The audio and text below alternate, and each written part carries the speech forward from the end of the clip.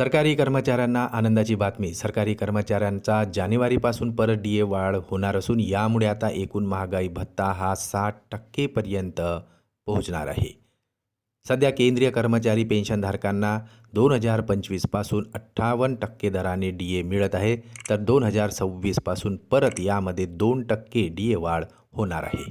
चला तर पाहूया याविषयी सविस्तर अपडेट. त्यापूर्वी चॅनलला नवीन असाल तर सबस्क्राईब करा आणि नवनवीन अपडेट मिळविण्यासाठी बेल आयकॉनला प्रेस करायला विसरू नका.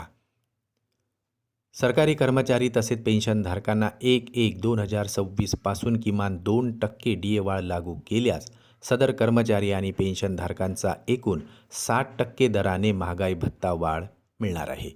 AICPI आकडेवारी जाहीर केल्याच्या नंतर सदर डीए वाढीची घोषणा होणार आहे. ऑक्टोबर 2025 पर्यंत निर्देशांक जाहीर करण्यात आलेले आहे, तर डिसेंबर 2025चे ऑल इंडिया ग्राहक निर्देशांक जाहीर होणे अजून बाकी आहे.